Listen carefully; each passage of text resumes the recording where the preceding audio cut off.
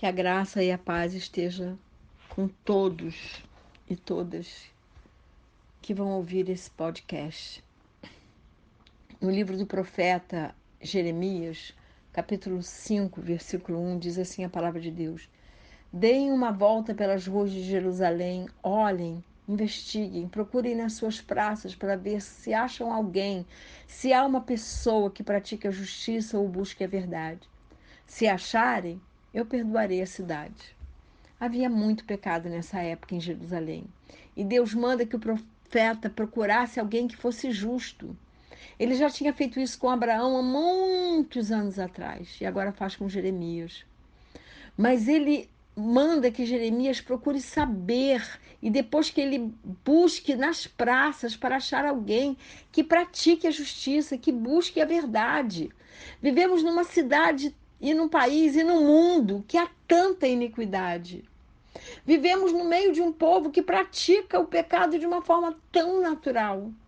Mas nós não podemos naturalizar aquilo que não agrada a Deus. Nós não precisamos nos conformar com isso. Não estou querendo que ninguém brigue com ninguém. Mas eu estou querendo te exortar hoje, a mim e a você, a mudarmos a história. A nossa história e a história das pessoas que nos rodeiam. Nós temos que ser achados, achadas, como aqueles e aquelas que praticam a justiça e buscam a verdade. Nós temos que nos indignar contra a iniquidade para não ouvir o que Deus disse a Jeremias, lá no capítulo 7, versículo 16, que diz assim: Quanto a você, Jeremias, não interceda mais por esse povo, nem levante por ele clamor ou oração, nem insista comigo, porque eu não ouvirei a sua voz. Vemos que, que Deus aqui estava assim, muito irado com o povo, e já não queria mais que Jeremias intercedesse por ele, por aquele povo, que tinha se desviado da palavra de Deus, tinham se desviado da lei do Senhor. Vemos nos personagens bíblicos homens e mulheres que fizeram a sua diferença, que mudaram a sua história, mudaram a história do seu tempo. José, filho de Jacó, por sua fidelidade a Deus, mudou sua própria história e a história de sua família e de sua nação. Moisés mudou a história da sua vida, poderia ter continuado na sua zona de conforto, lá como neto de Faraó, lá no Egito, vivendo confortavelmente, mas ele não se conformou de ver o seu povo na escravidão, e ele mudou a sua história e a história do seu povo. Ele não se acomodou com o pecado do povo que veio com ele, que, liderado por ele, chegou ao deserto, intercedeu por esse povo junto a Deus. Josué mudou a história da humanidade quando ordenou que o sol e a lua se detivessem. Eu vou ler esse texto, está lá em Josué 10, de 12 a 14, diz assim: Então Josué falou ao Senhor no dia em que o Senhor deu os amorreus nas mãos dos filhos de Israel e disse na presença dos israelitas: Sol, detente em Gibeon, e tu, lua, no vale do Ajalon. E o sol se deteve e a lua parou, até que o povo se vingou dos seus inimigos. Isso não está escrito no livro dos justos? O sol, pois, se deteve no meio do céu e não se apressou a se pôr, quase um dia inteiro. E não houve dia semelhante a este, nem antes nem depois dele, ouvindo o Senhor assim a voz de um homem, porque o Senhor pelejava por Israel. Então, vemos nesse texto, nessa história, que Deus deteve o sol e a lua, mas o fez pela ousadia e coragem de Josué. Deus quer ver filhos ousados e destemidos, e não filhos acomodados, mundanos, medrosos, acovardados, e que buscam somente seus próprios interesses. Ana mudou sua própria história, porque foi para o joelho diante de Deus e diz: Me dá um filho. E Deus, além de ter dado Samuel, deu mais 5 para ela.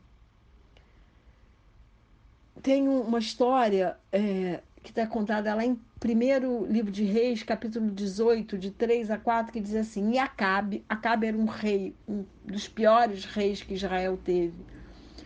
Diz assim: e Acabe chamou a Obadias, o mordomo, e Obadias temia muito ao Senhor, porque sucedeu que, destruindo Jezabel, os profetas do Senhor, Obadias tomou 100 profetas, e de 50 em 50 os escondeu numa cova e os sustentou com pão e água. É impressionante a coragem de Obadias. Ele era um mordomo. Se Acabe e Jezabel descobrissem aquilo, porque eles eram, esses 100 pessoas, 100 homens, eram profetas do Senhor, e Jezabel queria matar todos os profetas do Senhor, mas ele os escondeu. Que coragem teve Obadias. Paulo mudou a história dos gentios. Foi por todo lugar que ele pôde pregar o reino de Deus, pregar que Jesus era o Senhor e Salvador. Enquanto os apóstolos, os primeiros, os discípulos ficavam em Jerusalém, Paulo foi indo para a Europa, foi indo para a Grécia, para Éfeso, né, que está lá na Turquia, foi indo para tantos lugares, a gente vê isso nas cartas, além de ver isso no livro dos Atos dos Apóstolos. Isso eu estou citando poucos exemplos. E o maior de todos os exemplos é Jesus. Jesus mudou a história da humanidade. Jesus dividiu o tempo em antes e depois. E nós temos que ser seus imitadores. Eu conheço algumas pessoas que mudaram a história do seu entorno. Eu conheço uma missionária chamada Maria do Socorro, que provavelmente vai ouvir esse podcast, que mudou a história do povo, uma etnia chamada etnia dos Bijagós, que ficam lá no arquipélago dos Bijagós em Guiné-Bissau. Ela mudou a história de duas das ilhas, a ilha de Caravela e a ilha de Bubaque. Ela foi para lá, ela foi para Caravela sozinha, sozinha não, ela foi com uma companheira, com uma outra mulher corajosa também. Foram as duas para lá. Fundaram a igreja, fundaram uma escola, que não havia escola, fundaram um posto de saúde. Mudou a história daquela comunidade, daquela ilha. Aquela ilha, aquelas pessoas daquela ilha nunca tinham ouvido falar de Jesus. Uma ilha muito primitiva, que nem relógio tinha. Socorro antes do culto tinha que bater na panela. E eu testemunhei isso, porque eu fui 2 vezes para lá. Numa canoazinha que leva 7 horas no Oceano Atlântico. Batia a panela para o povo vir. E eles conheceram Jesus Cristo e a salvação que há em Jesus Cristo. Conheceram o amor de Deus.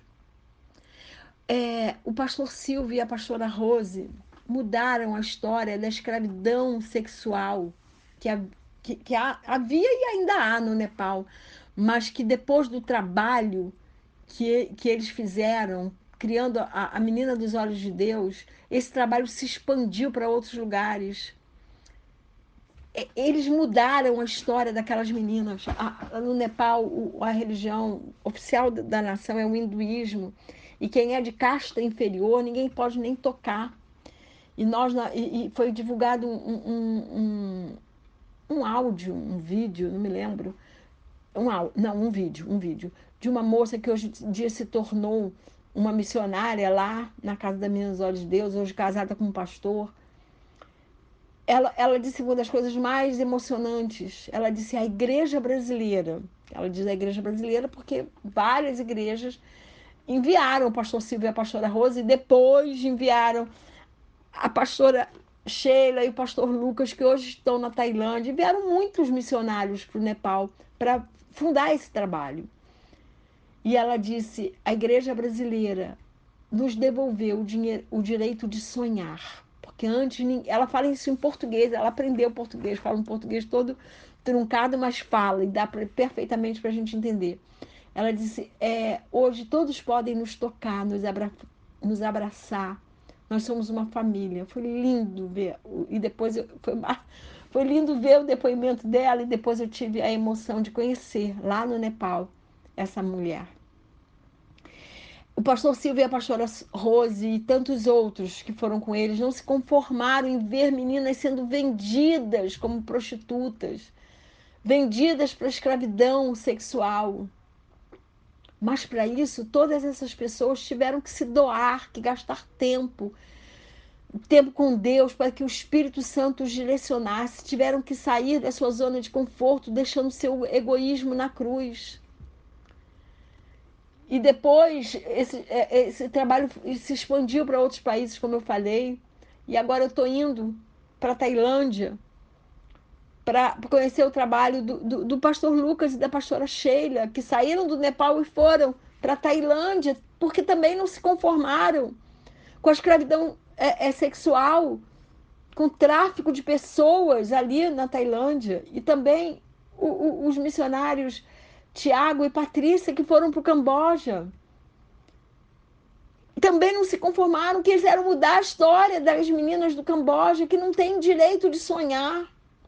E essas meninas, e eu tenho até meninos, estudam, conhecem sobre Deus, tem roupa, tem comida, tem fraternidade, tem amor, tem comunhão. Mas todos tiveram que sair da sua zona de conforto. E nós, o que estamos fazendo para mudar nossa história, a história da nossa cidade, do nosso país, e principalmente a história do reino de Deus? Em Filipenses, o apóstolo Paulo diz, no capítulo 3, 13 e 14, assim: Irmãos, quanto a mim, não julgo que o haja alcançado, mas uma coisa eu faço, esquecendo-me das coisas que para trás ficaram e avançando para as que estão diante de mim, prossigo para o alvo, pelo prêmio da soberana vocação de Deus em Cristo Jesus. O apóstolo Paulo perseguiu cristãos, permitiu que Estevão fosse morto, apedrejado. Estevão foi o primeiro mártir do cristianismo. Mas ele não ficou preso ao passado. Ele diz que ele esqueceu das coisas que para trás ficaram e ele avançou para o alvo. E qual foi o alvo? Fundar igrejas, proclamar, testemunhar da salvação de Jesus. E nós, o que estamos fazendo com as nossas vidas? Estamos presos ao passado e nos conformando com a herança que ganhamos dos nossos pais? Às vezes, herança de dor, de rejeição. A sociedade só muda quando nós mudamos e nos lançamos para mudar o que nos traz indignação. A história está cheia de pessoas que mudaram a história de suas vidas e da vida do seu tempo. Nós também podemos mudar. Todos nós podemos nos colocar diante do altar de Jesus e clamar para que Ele nos encoraje, nos capacite a mudar aquilo que precisamos mudar em nossa vida, em nossa família. Quando a gente lê sobre a biografia de tantos missionários, eu, pelo menos, me impressiono com o que eles conseguiram fazer. E o que eles têm de tão diferente? Eles não são diferentes de nós. Nós temos medo, eles também tiveram.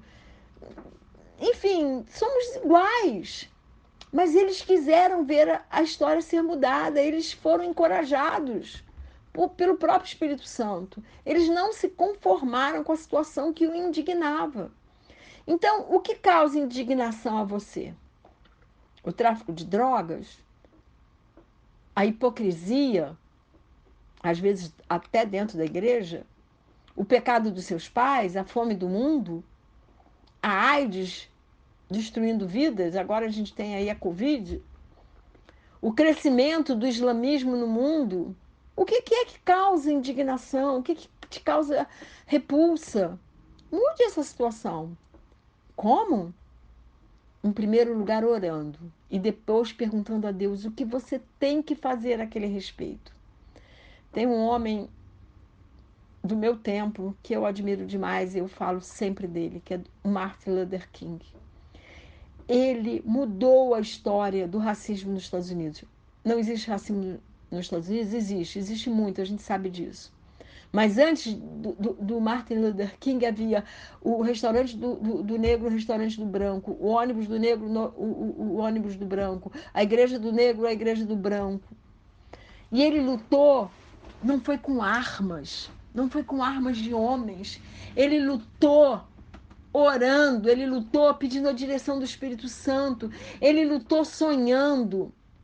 Sonhe e lute para que o seu sonho se torne realidade. E ele disse: Eu tenho um sonho. E ele sonhou e ele mudou essa história lá nos Estados Unidos. Ele é um homem para ser admirado e foi na base da paz. Não foi com armas de homens. Foi com a arma que Deus deu a ele. Qual é a arma que Deus dá a um cristão? É a espada do Espírito. É a espada do Espírito, que é a palavra de Deus. Não foi com violência que ele mudou uma realidade horrível. Não foi com violência, não foi com discurso de ódio, foi com amor, foi com um sonho, foi com uma liderança saudável. Então, nós temos que ser corajosos e ousados. Não se acomode. Comece com uma mudança em sua própria vida. Depois mude o seu sistema familiar, se ele não estiver de acordo com a vontade de Deus. Deixe a mudança passar pelo seu trabalho, pela sua faculdade, pelo seu entorno. Faça diferença no reino de Deus. Saqueie o inferno e viva o reino de Deus fazendo a diferença, deixando um legado em sua família e no mundo que você vive. Ouse e se entregue a Deus para que Ele o capacite. Se Deus te chamar para um país, vá. Se Deus quer que você continue no lugar que você está, fique. Mas ouse mudar. E a mudança que a gente quer é a mudança que Deus quer. Que a gente viva num lugar de paz, que a gente viva num lugar onde verdadeiramente se prega a palavra de Deus, mas a palavra de Deus genuína, onde a gente vai viver a palavra de Deus. Não é falar a palavra de Deus de boca para fora, não. Deus pregou o amor, a gente tem que conquistar esse mundo com amor e com a espada do Espírito, que é a palavra de Deus. Que o Senhor nos abençoe e nos guarde, que o Senhor faça resplandecer o seu rosto sobre cada um de nós. E tenha misericórdia de nós, e que sobre nós o Senhor levante o seu rosto e nos dê a paz. Amém e amém.